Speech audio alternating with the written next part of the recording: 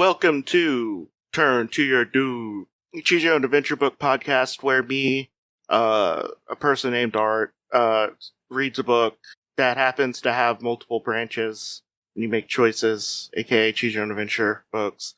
And the person who is waiting for me to introduce them, they're like, that one.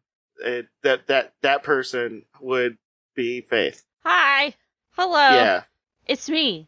The one who's waiting. Yeah, so we decided we can't only do bangers. So I'm gonna, try to do some of the 6 out of, 10 books. 5 out of 10 books, The Debbie machine has blessed us. She has shown her light upon us. And now we must turn away from it so that we may want it more later.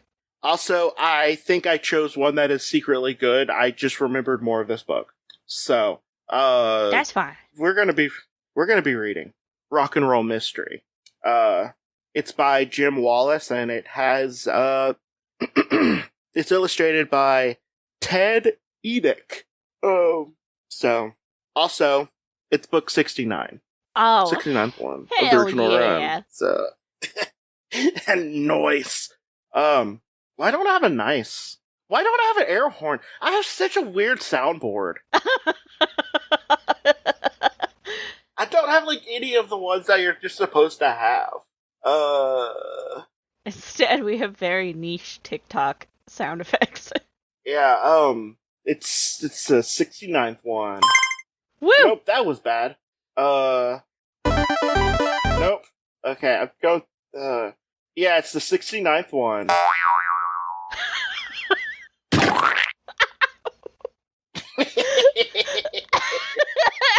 I like that. That was good.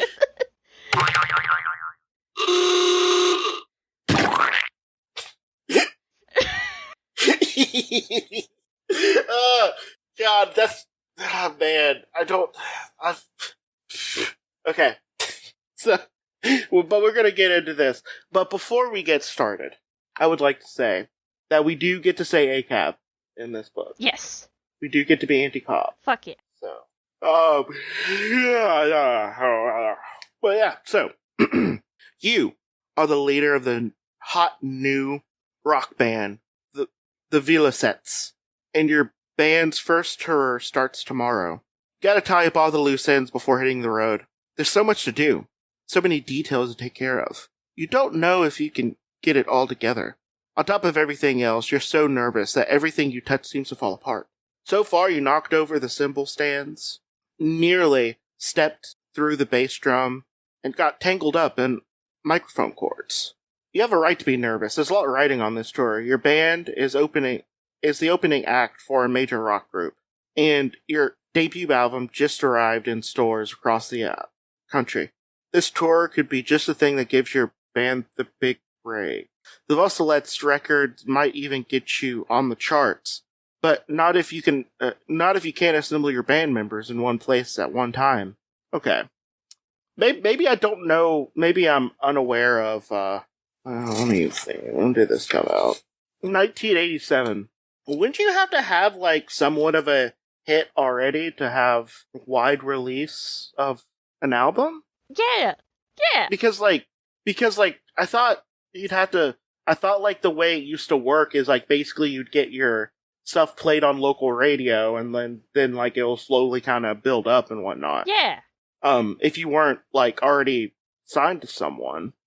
Being the headliner, not the headliner, but being, the opening act for, a band or so, that could just be as simple as you know their brother or something and they like your song. That's not, I don't think that's necessarily contingent on you having a hit already, but, album?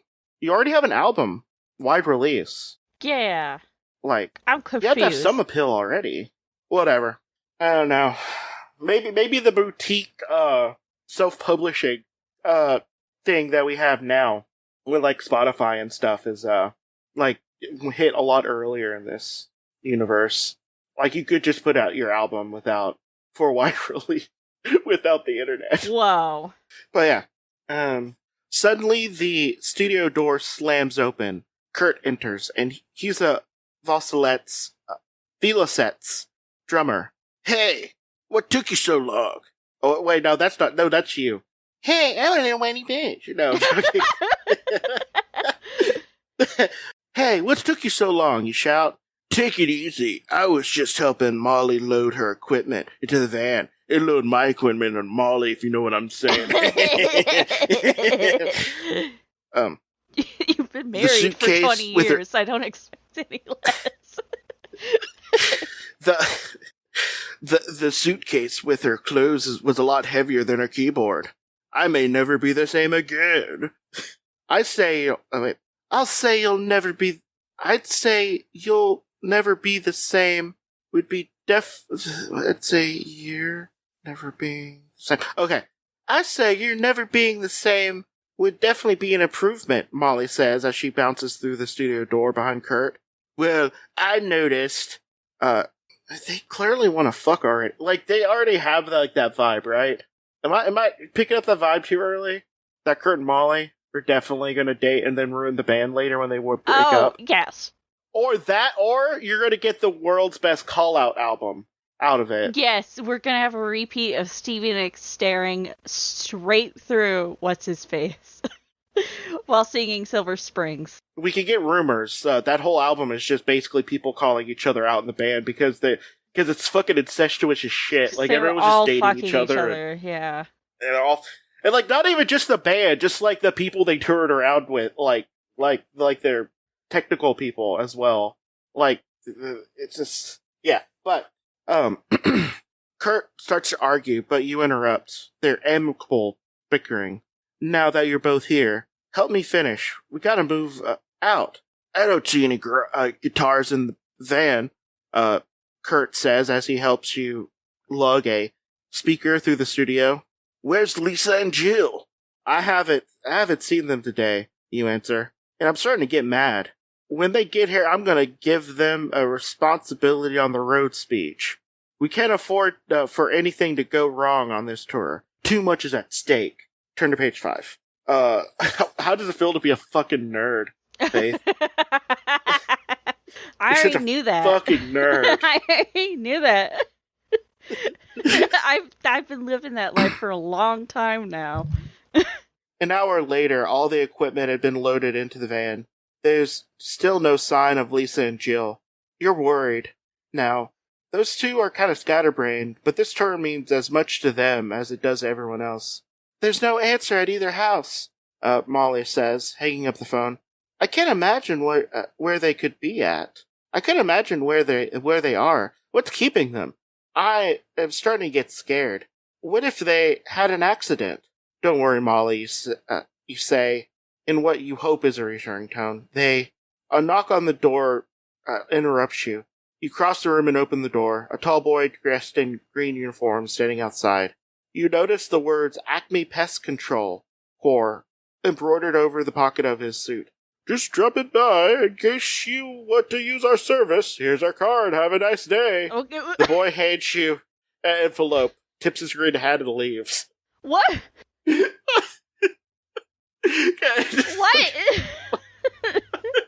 Hey, by the way, I exist. Here you go. Bye. Wait, who? Why? Where? Turn to page 10. You open the envelope distractedly. Where on earth is Jill and Lisa? The card inside answers your question, scrawled in big block letters. This is an ominous message. We have your friends Jill and Lisa. If you want to see them again, alive that is, be prepared to do exactly what we say. When we call, do not call the police or else. Jill and Lisa have been kidnapped, you cry, looking at your friends in disbelief. What? Molly grabs the card out of your hand. Who would want to do such a horrible thing? She moans. It must be some sick joke, Kurt says angrily. I think we should call the police. Hey, Kurt. Fuck you. We never call the cops here. This is a no-cop house. We call EMS, and that's fine. Yeah. Whatever we do, it better be fast, Molly urges. Before something horrible happens to Lisa and Jill. Molly and Kurt both looks at you. Time, kind of pauses, but, there's a little bit of a countdown. And you have to choose between two things, okay? Do you kill this guy or that guy? Because the zombies, they're grabbing both, but they'll go for the one that's weaker after you shoot them. If you decide to ignore the warnings and call the cops like a fucking idiot, turn to page 16. If you decide to wait for the kidnappers to call, turn to page 3. Also like an idiot. Both of these suck. These are both bad choices. I ain't calling the cops. Let's do the second option. Go. Let's fucking go. 15 long minutes later, the phone rings. Kurt and Molly lean towards you as you pick up the receiver. Click! A tape hisses over the phone line. This is Pink Flamingo action. Put $20,000 in $100 bills in a plastic bag at noon sharp tomorrow. Put the bag in the trash can on the northeast corner of Elm and School Streets. Keep walking down Elm into the subway station. When you get there, take the first uptown train. Follow these instructions exactly if you want to see Lisa and Jill alive. Remember, we're watching you. Click. Watching us, huh? You think? We'll fix that. You motion to Kurt and Molly to be silent. Then you reach for a notepad and quickly write. You hold up the pad so they can read your message. Don't talk. The studio might be bugged. Let's leave immediately. If we split up on the street and meet at Jane's, we could talk and make calls there without having to worry about bugs. Jane is the lead singer of the Epaulettes, and a trusted friend of your band's. I don't think it's safe to split up. Kurt writes, let's stick together for now, and I'll check the studio for bugs. By the way, he does write in his talking voice. It's not very stealthy. If you agree that Kurt should check the studio, turn to page 6. If you insist on splitting up and meeting at Jane's, turn to page 33. Let's go meet up at Jane's. Yeah. Because fuck you, Kurt. Yeah, You're a goddamn drummer. You're not allowed to have any fucking opinions. Beat on the drums, little monkey boy. Yeah. I wanted to be a drummer so badly. I mean, I guess I could turn that into a reality now, but also at the same time, I don't want to. You know? It's a lot of money. It feels like a lot of... I could probably find something, I would be better if I started, earlier in life. That being said, you shake your head no to Kurt and signal for him and Molly to go out the studio door with you. On the stairs to the street, you whisper, I'll circle around to Jane's. Kurt, you go right and take the long way. Molly, go with Kurt for a block, then head straight to Jane's. See you there, and good luck. A moment later, you split up on the street. You head left and wait for a light at the corner. A man standing at a newsstand across the street folds his magazine and walks in the direction you came from. A couple blocks later, you catch sight of the same man at the store window. He's following you. Or is he? Maybe it's a coincidence, you think. Abruptly, you turn into the candy store. You buy a candy bar and leave the store, reversing your direction. There's no sign of the man. You walk half a block and drop the candy wrapper. As you bend down to pick it up, take a quick look. Backwards. There he is, by the side of the building. He must be following you. You feel a sudden rush of anger. You walk faster at the end of the block. Your mind is racing. Should you run towards Jane and risk revealing where you're meeting the other Wallaces? Or should you confront your pursuer? If you turn to confront the man, turn to page 64. If you decide to run as fast as you can to Jane's apartment, turn to page 39. What you do is you start walking towards him, but in a way where he's like, oh no, I forgot something. Actually, that's harder to do. You can't just look at your phone in reverse direction like I do whenever I'm embarrassed that I walk the wrong direction. No one knows. I know though, but yeah, you could just look at your phone, pretend you got a text, be like, oh no, and then, walk backward. Not backwards, but I would crab walk at full speed towards him. What I would do, and here's what I would do if I noticed I was being followed by someone, and they're trying to be stealthy about it. once I noticed, I would walk in the direction that they are trying to hide in, and I would just like kind of just do that back and forth for like a block to force them to do something. Another thing you could do is like you could just like, go to a place where like they definitely couldn't do anything. Just start breakdancing. Yeah. But it is clever to like, buy something that you can drop so you could be like, so you can look without looking like you're looking. But yeah, do you want to confront the man or do you want to be a real dumb idiot? Go to James. Yeah, I'm going to confront him. Yeah, it's 4. You turn quickly and walk back up the street. The man is staring in a window, at a store window. You stop beside him.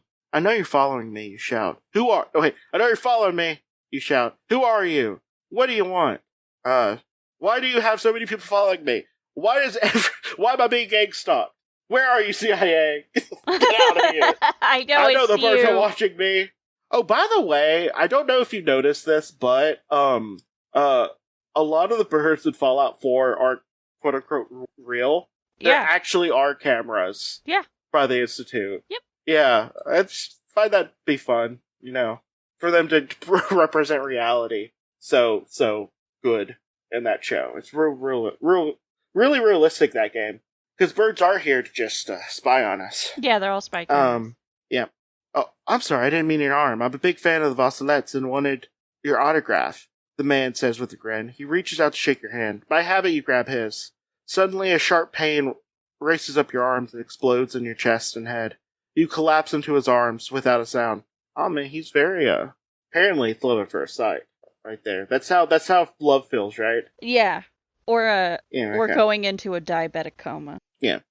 You open your eyes to almost total darkness. Pain pulses in your head. You try to move and can't.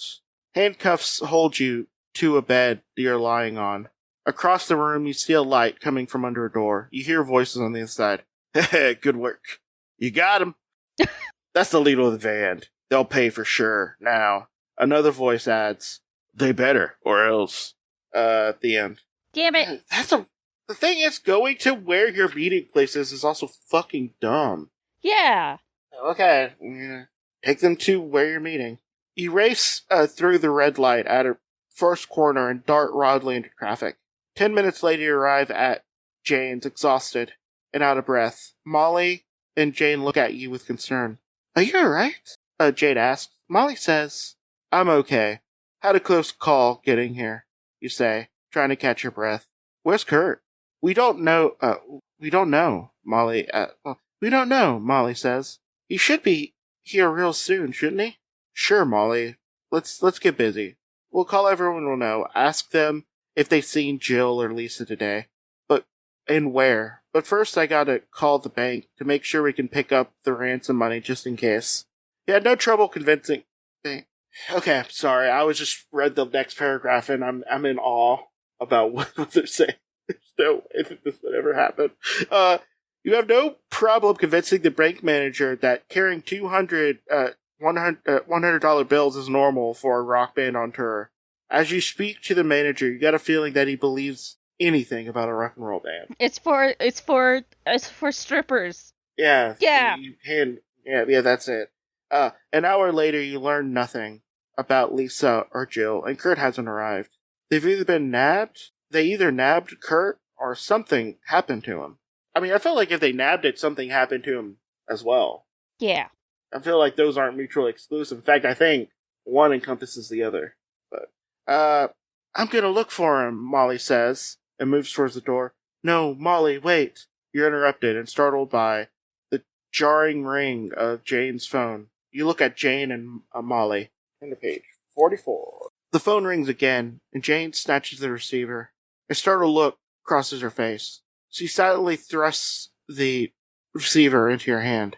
You thought you were being pretty clever, didn't you? A harsh voice said. You thought you were being pretty clever, didn't you? Well, you're wrong. Pink Flamingo action doesn't get fooled by any crummy rock and roll band leader. Now, listen carefully. We got your friend Kurt too, and we're changing the conditions of the drop. At noon tomorrow, you and the other Vassalettes will Deliver $20,000 to an empty red van parked under Coliseum Bridge. Throw the plastic bag into the front of the seat and keep walking. In the front seat and keep walking. Don't dare look back. And don't get any ideas about calling the cops. We got people watching your friend, Jane, and a lot of other people you care about. Like your mom, your dad, your little sister. Just less, you know. My cat? Your waifu. No! Yep, that's right. Not my waifu. We got your body pillow. No! I'll pay you $1 million to get her back. Fuck the other people. You didn't call the cops before, so don't get cute now. You can't. Don't interrupt me, a voice roars. After we deliver the money, you go to the airport. There's a flight to Mexico City at 1:15. Be on it. If you don't follow instructions exactly, your friends will die.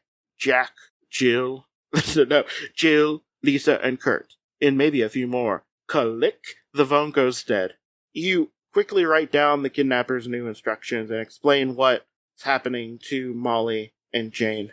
The Pink Flamingos? Those people hate rock and roll. Jane cries. They're responsible for the bomb that blew up the stage at the Sphinx Auditorium last year. The only reason no one was killed is because the bomb went off at half hour after the concert was over. Those people are crazy dangerous, and they won't stop until they exterminated all rock and roll bands. You better call the National Guard or the FBI or some agency that has something to do with anti-terrorism. No, Molly shouts. We gotta do what they want, or they'll hurt Lisa and Kurt and Jill. I like how they change the way they list the names each time. Yeah. It's really great. Who knows how many other people until we do what they want. They have us in their power. You agree with Jane that terrorists should be stopped. But, like, Molly, you don't want any of your friends' lives to be endangered. Should you obey the kidnapper's orders, or should you call an anti-terrorism unit? If you decide to call an anti-terrorism unit, turn to page 51. If you decide to follow the instructions and deliver the ransom, turn to page 42. Let's follow the instructions. Wow. Oh, hi, Miss. At noon the next day, you and Molly walk towards the red van parked under the Coliseum Bridge. You're each carrying a small suitcase. You're also carrying the plastic bag of ransom money. When you reach the van, you toss the bag of money into the front seat and hurry away. How much longer till we land? Molly asks, staring out the jet's small window at the intense blue sky. Not much longer, Molly, you say reassuringly. She turns away from the window. I can't figure out why they want us to fly to Mexico City. I thought the kidnappers wanted money. Maybe the Pink Flamingos wanted us out of the way while they pick up the money and disappeared. Who knows what fanatics like that might do. Anyway, when we get to Mexico City, I'll call Jane and figure out if the others have been released. As the plane touches down, you and Molly grabs your bags and pushes your way down the aisle. 10 minutes later, you're standing by the information counter, and just as you're about to ask where you can find a phone, an odd-looking figure in a white robe walks over to you. Hey, what's happening? Want a hand with those bags? Jimmy Perez! Molly cries in surprise. Okay. Are you here to recruit us into a cult? Maybe. We didn't recognize Jimmy until he spoke. He's a magician, a guitarist that you've been acquainted with for some time. But it looks very different from the last time you saw him. The white robe he's wearing flows from shoulder to floor. A luminous blue cloth trims the neck, cuffs, and hems. The color's so dazzling, you keep wanting to look at it. We can talk later, Jim says.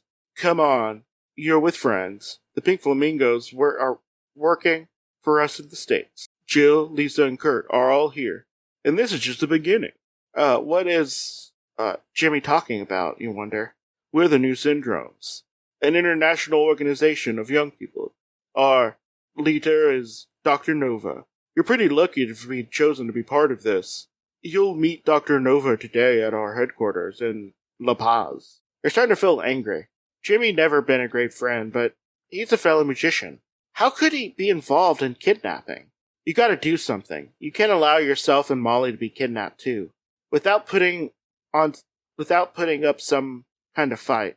On the other hand, maybe it would be smarter to go along with Jimmy and let him lead you to your friends in La Paz. If you try to overpower Jimmy, turn to page 81.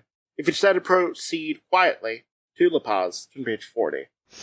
I'd like to overpower Jimmy. Can I suplex him? You can, and in fact, it says, it has a little asterisk be like, suplex this ginger fuck. I don't know if he's ginger, but probably. It's what I'm imagining in my brain. Oh, that's interesting. Molly, grab him! You shout as you lunge toward Jimmy. You butt him head first into the stomach. He doubles over. Molly grabs his arms. You jump behind him with your arms across his throat, while Molly keeps his hands together. You get out your knife. You stab him in the back over and over again. I was fully expecting that. Just kill him in the middle of an airport. Molly holds his arms back. You do a flying knee strike to his chin, and when he's starting to fall backwards, Molly takes out a sword and stabs him before he hits the ground. She beheads him. Okay, Perez, you say. Now we got our own hostage. How do you like kidnapping? You're behaving in a fruitless and childish fashion. Jimmy calls. Peaceful relations are the only ones that are tolerated. And you don't like the way he smiles. You look up. A sea of blue-trimmed white robes surrounds you. You look at Molly sheepishly.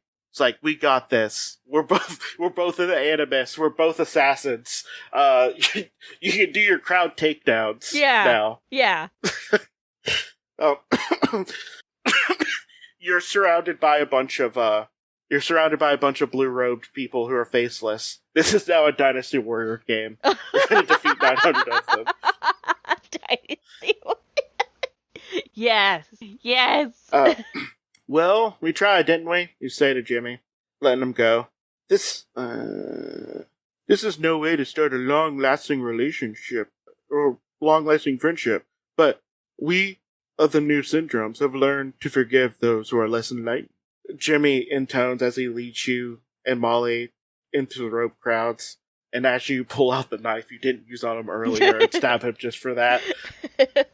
Oh, you're less enlightened? Well, fuck you. Guess what? I'm also filled with more blood than you. I have one more lung than you as you collapse his other one. Guess how many more teeth I have than you? I don't know. Probably about the same. No, we don't. He starts smashing his face in with a rock. Yeah. Okay. So we really had no choice except for that one. We're just gonna do the other one. Fine. 40. I wanted to kill him. We both have a bloodlust, and it can only be fulfilled with gingers. Yes. Jimmy and some of the other white robe people guide you to the white hangar far from the main terminal building. Inside is a gleaming small jet the size of a fighter plane. The pilot steps forward. He too wears a white, blue-trimmed robe. Welcome to Mexico. In the new syndromes, we're ready to fly you to La Paz and meet Dr. Nova. Come. Come. Have the Holy Ghost ever come inside you? Okay. Jesus came, so now you need to come. It's a really weird JOI. Really weird. Yes. Like, I can only do it so many times. Like, damn. We need a break between, too. The flight isn't very long. La Paz is a remote town in the southern part of Baja California. The Mexican peninsula south of California just jets out into the Pacific Ocean. After landing, you and Molly stand outside of the jet, looking around. A dry wind swirls dust in circles. In the distance, were bare rocky hills and a stretch of sandy beach along the coast. The terrain is strangely beautiful, but you're frightened, and you have to fight the impulse to run away. You keep reminding yourself that you must find the missing Wallacettes and save them from this crazy new syndromes organization. Your only choice is to pay along and meet their leader, Dr. Nova. At Jimmy's direction, you hop into a jeep. He drives along the road that winds steeply along a wilderness of rock outcrops. As the jeep climbs higher and higher, the air feels colder. Off to the west, the sinking sun glints over the Pacific Ocean. Suddenly, the road levels and follows a mountain valley. At a broad stretch of pine, Jimmy turns into an unmarked track. Under page 30. Look at that! Look at that! Molly says. Ahead among the pines is a great white stucco house. Porches extend the lines of the house, and red Spanish tile gleams from the roof in the last of the sunlight. Several white-robed people are moving around the grounds. Without speaking, Jimmy guides you along one of the porches into the house. Cool brown tile floors smelling of earth. White walls that are the first thing you notice. Jimmy motions you through the polished oak door and disappears. Beyond the door is a large living room with a fire burning in the fireplace.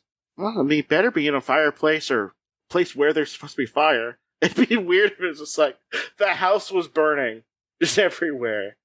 No one was like really fussed about it, like at all. Yeah. 3 chairs arranged around the fire. Another door opens. 2 robed figures enters and approaches the fire. The smaller of the robed figures leans on the other as they walk slowly towards the fire. When this figure is seated in the largest of the 3 chairs, the taller one places a cane alongside the chair and leaves. As the door closes, the seated figure says, "Come, let me see you." Wait. Ooh. Let me see here, but I need to know what this thing is first. Let me see.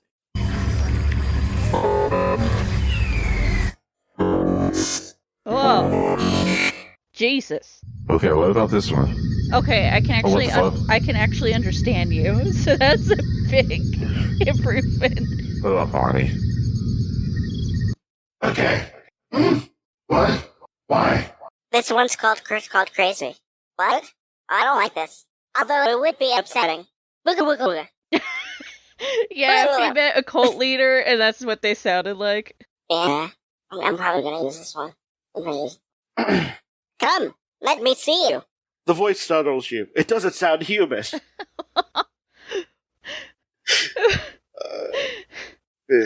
Turn to page 59.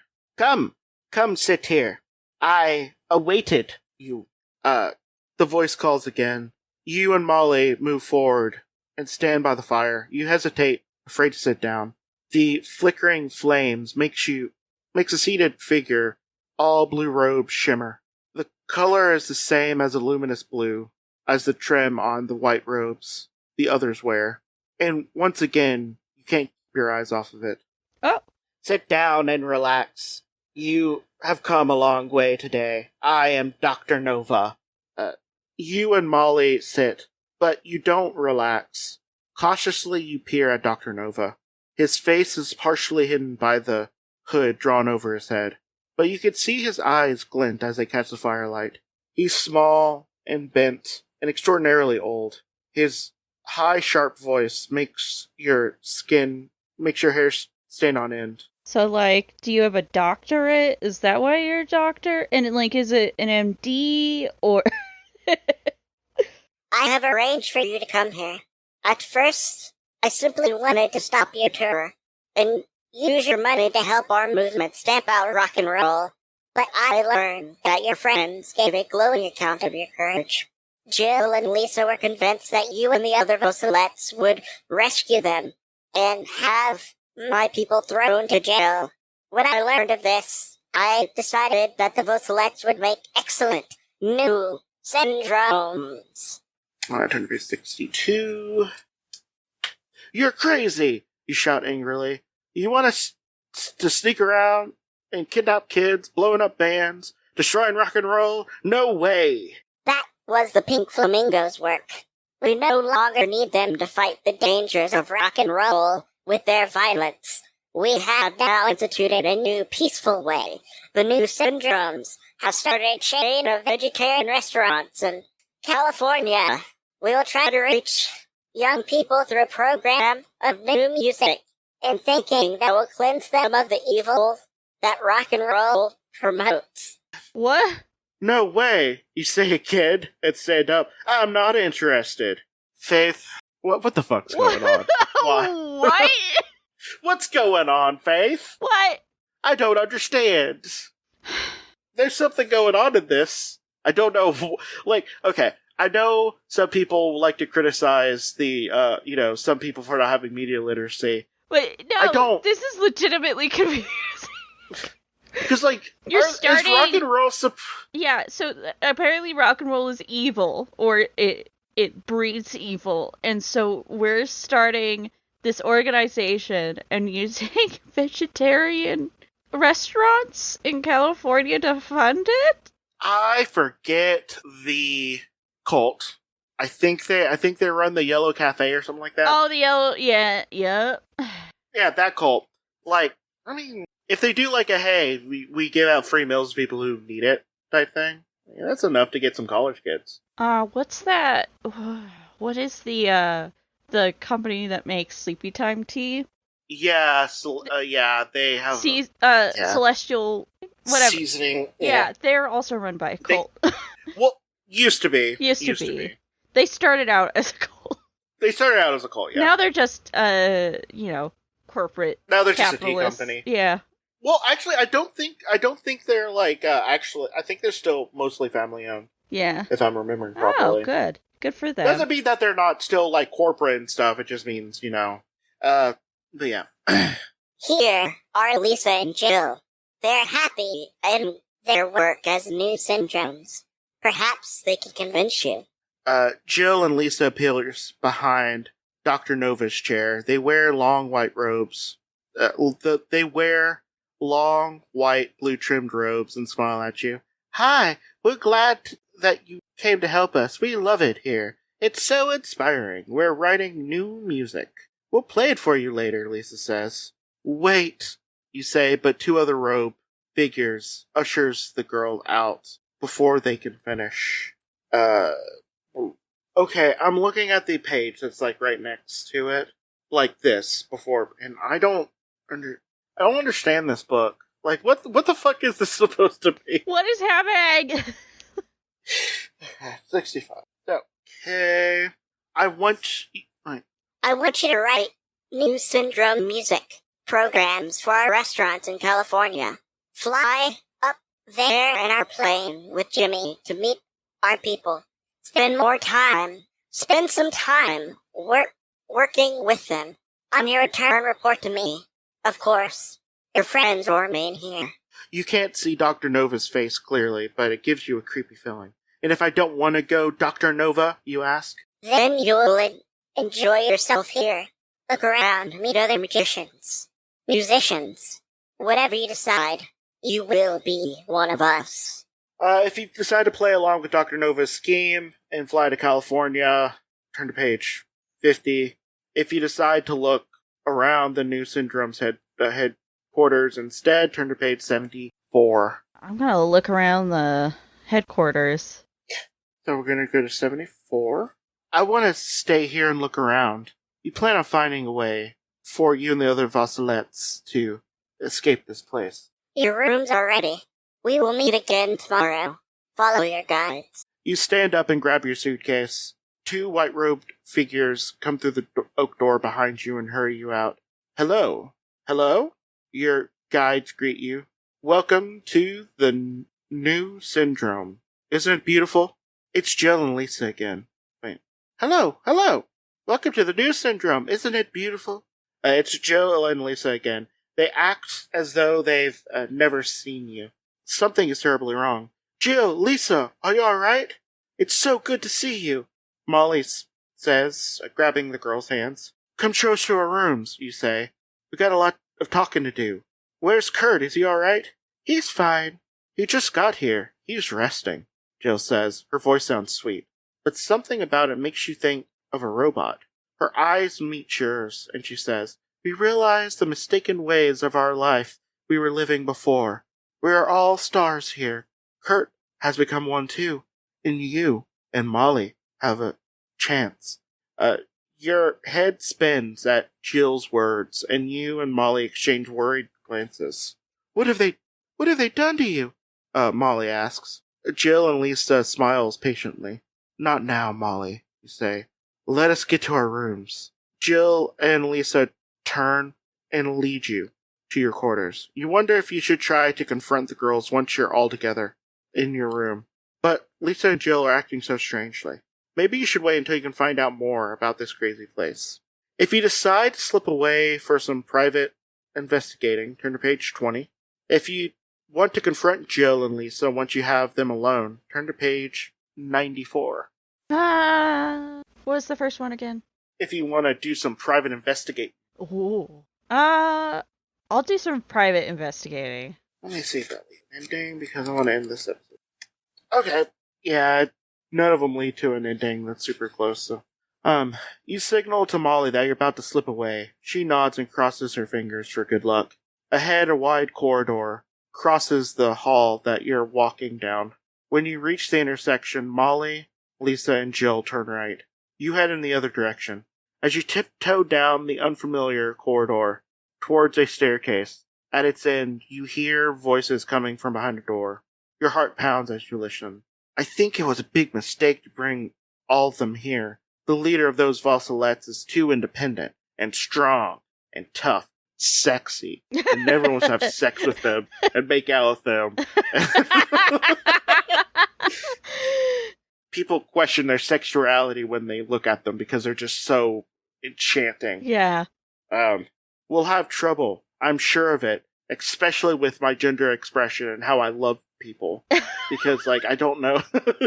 Because that, the leader of the Vassalettes is just, I don't know. Just does something to me. Yeah. Makes me question everything. Yeah. I do not agree. Wait, sorry. I do not agree. It is the same human energy, but it is the human energy that matters. We will take that passion and convert it into energy for our purposes. We will have a formidable tool. Says Dr. Nova. What are they talking about, you wonder? It's clear that they intended to use you, but how? You want to keep listening, but you hear footsteps coming down the hall. If you run down the corridor to the stairs, turn to page 14. If you stay where you are at and continue to listen, turn to page 78. So, are you going to run or listen? I'll listen. You squeeze into the narrow recess in the wall and hope that whoever's coming down the hall doesn't notice you. You hold your breath, waiting, but no one passes you. You peer out and see that the hall is empty. Once again, you listen at the door. We have to be very careful. We've grown too much. We can't afford to get sloppy. We must ensure that no one discovers our secrets. Secret? This should prove very interesting, you think. Ha ha ha ha ha ha ha ha ha. Who would believe them? If you were of this culture, would you believe a group of young musicians were telling tales of aliens? Suddenly, a hand reaches out and grabs your arm. You jump and turn. It's Molly. Come on! Jill, Lisa, and Kurt are waiting for us in Jill's room, she says. I told them that you must have taken a wrong turn. I said, shh, listen. Oh, I don't know if I said that loud enough. Shh, listen. Molly, you should listen to this. You say really loudly. Molly! To alert the people. Hey! Molly! Turn to page 84. You motion her towards the door, and Dr. Nova speaks again. What we must do is get them into sensitized robes quickly. We need as much time as possible for the blue force to take effect. It is much easier to channel their energies if they don't resist. But we must hurry. The rendezvous is very soon. You You and Molly stare at each other wide-eyed and hurry to Molly's room. Once inside, she turns to you. What was that all about? She demands. Dr. Nova is some kind of alien from another planet. From what I gather, he's trying to control young people's minds with something he calls the Blue Force. Molly stares into space, thinking aloud. The Blue Force? Sensitized robes. Suddenly she grabs your arm. That's it, she exclaims. Those robes everyone wears. They're trimmed with that weird blue. We gotta get to Kurt, Jill, and Lisa out of those robes as quickly as possible. You're as concerned as Molly about the other Vassalettes, but Dr. Nova is a threat to all humanity. You'd like to learn as much as you can about the Blue Force so you can stop him. Should you help Molly with the other Vassalettes or go off on your own to see what you can learn? So if you go to help Molly with Kurt and Lisa and Jill, turn to page 90. If you want to get more information about the Blue Force, turn to page 8. I'm gonna help Molly. Okay. You follow Molly down the corridor to your friend's rooms. How will we convince them to take off the robes? I don't know. We'll think of something. We'll get him naked one way or another. We'll get them naked one way or the other. Yep.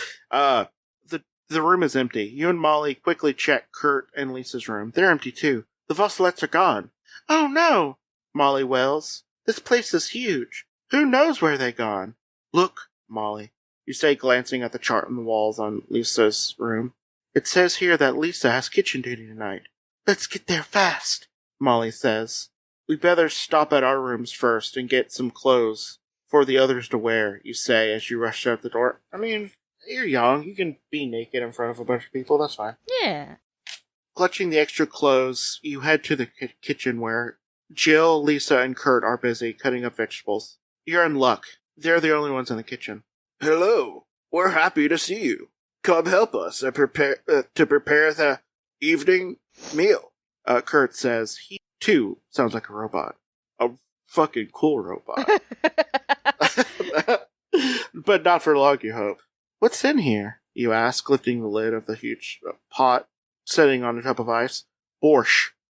Borscht, Jill answers. It's a delicious beet soup that you can eat cold, Lisa adds. We're cooling it off.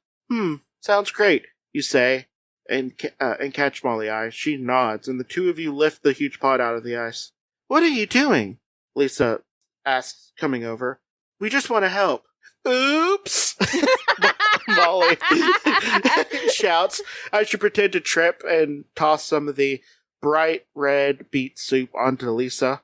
Kurt! Jill! Help us! You shout. This is too heavy for us! You notice Lisa trying to wipe the borscht off the front of her robe. So, as Kurt and Jill comes over, you drip a little bit more soup down. Lisa's back. You and Molly can't help to laugh as you dump the rest of the soup over Kurt and Jill. You'll thank us someday, you say.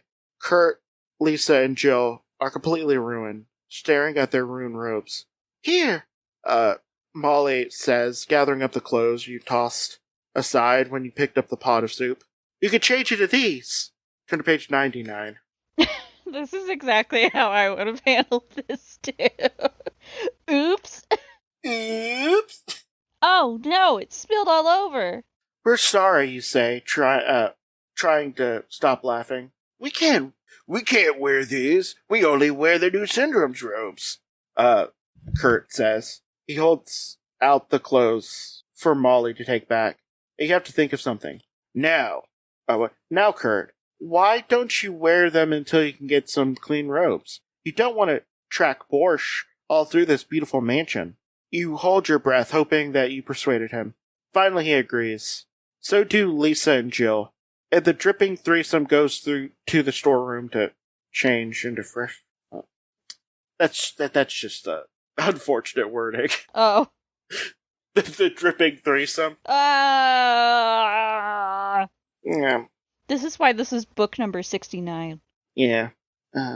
You and Molly look at each other and burst out laughing. What a mess, she says, gasping for air. Several minutes later, Jill, Lisa, and Kurt return wearing the clothing.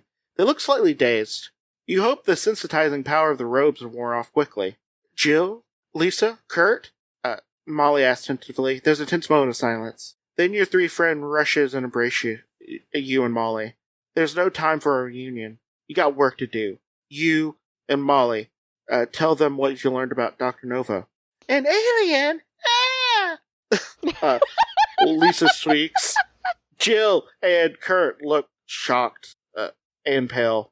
You gotta help us. We've been here you've been here longer than we have. Can you think of anything at all we can use to destroy his power here? Turn to page 102. Jill starts slowly. It sounds crazy, but I think there's something about the music. You're right, Kurt says excitedly. The first thing they do is had me put on one of these robes and lock me in her room while that music played on and on. Lisa jumps up. It must work like a hypnotic, she says. I've heard so much about it, and I could play it in my sleep. It's so monotonous. Everything's in the key of C, and there's no sharps or flats. The songs are the same, Jill adds. The same length, the same volume, the same harmony, the same tempo. An idea slowly begins to form in your mind. Do you know where the instruments they keep are? Do you know where the instruments are kept? You asked. Sure. And what's more, the room is never locked. Good job. The Vassalettes are about to play a benefit concert. A benefit? A benefit? Molly asks. Yeah, for our benefit, you say. This is playing out like a bad decom. I love this. This is just a Disney Channel original. It really movie. is. I was thinking that exact same thing. Like this, man. The adults are so uncool. We need to be way cooler and do something really cool. To outcool them. Yeah. Okay. You and the rest of the Vassalettes, sneak into the music room to play what will be the most important performance in your career. You're playing for your lives. Okay, does everyone have their amps turned up to the highest setting? There's a reason why you level those out if they're too high. Like, not everything's on the same setting. Like, something could drown out the other stuff. Maybe you want to do a little bit of maybe 40 minutes of sound check and then do it. Yeah. The aliens won't notice. Your band nods. Remember to play only minor keys with lots of sharps and flats, and no one play in harmony with anyone else. We gotta play music that has qualities opposite of those of the new Syndrome's music. We're going to play the Silent Hill soundtrack. We're gonna play Never Gonna Give You Up, but in minor. Oh my god, yes! So sad. Now, you shout, and the Vassalettes start pumping out the loudest, most grating music that ever passed for music. Grating sounds that ever passed for music. And some fucking nerd is just like, yeah, I love noise. This is great. I'm watching a band currently just, tear up a house with a excavator. This is fucking music. I'm joking. I don't want to make fun of noise. Some noise is fine, but also at the same time, just like I said, the Silent Hill soundtrack. Yeah. Great. But you all smile, loving it, knowing that the raucous cacophony is your song of freedom. Lights go out everywhere, and a horde of robed figures come rushing into the music room. No one enters, and no one tries to stop you. You play on and on. Every Vassalette is playing a different song. All at once, the robed figures begin to twitch and shake. At first, you can't tell if they're doing a strange dance or if their robes are actually short-circuiting. Then suddenly, there's a loud explosion in the center of the house. The band stops playing and listens. It worked! You shout. That was the computer room. Turn to page 41. One in this episode. Okay, there it is. All the robed figures outside of the music room start to look as if they're awakening from a long sleep. They begin chattering among themselves. Where am I? What? How'd I get here? You know the spell has been broken. Let's find Dr. Nova, you shout. Yeah, let's stab him! We're gonna beat him to death with lead pipes. You know Gaddafi? How he died? Let's do something worse! Fuck. We're gonna Mussolini you. Together. Oh wait, he's probably in his private cottage. A voice yells, "Follow me!" You run outside across the lawn to Dr. Nova's cottage. Above, there's a strange rumbling sound. A tiny spaceship lifts off from the roof of the cottage and soars into the distance. Everywhere, everyone watches as Dr. Nova disappears in the galaxy. "Hey everyone!" you shout to the crowd. "We're the Vassalettes, and let's have a victory dance. We'll all be the entertainment. We'll be the entertainment. We promise we won't play a single thing in the the key of C. And we'll play much better than we just did just now." A roaring cheer goes up, and everyone runs inside. One guy's laughing like, and "But I like shouting. noise." And as you follow the crowd, you wonder what's in store for your band and its road to rock stardom. Whatever it is, you think nothing on Earth could stop the Vassalettes now. And then that's when a giant, laser beam just, incinerates you. The end. We did it. So. We saved rock and roll. We did it. We did it. Yep.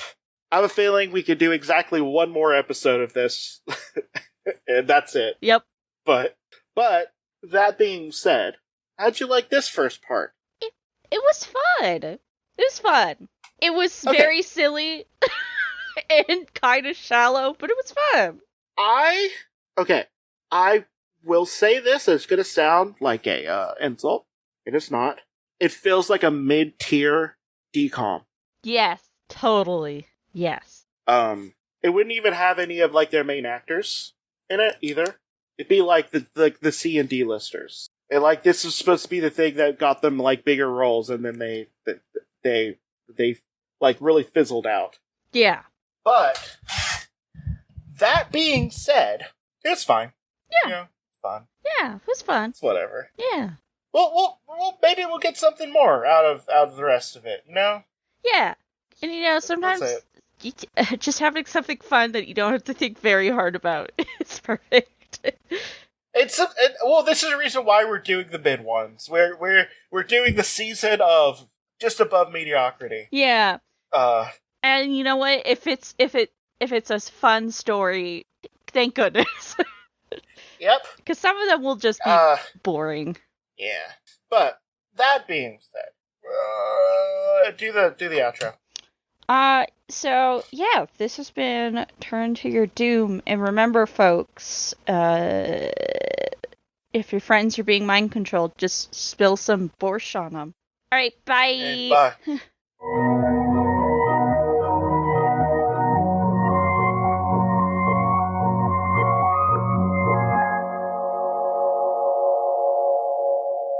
Good night, Mr. the Missile.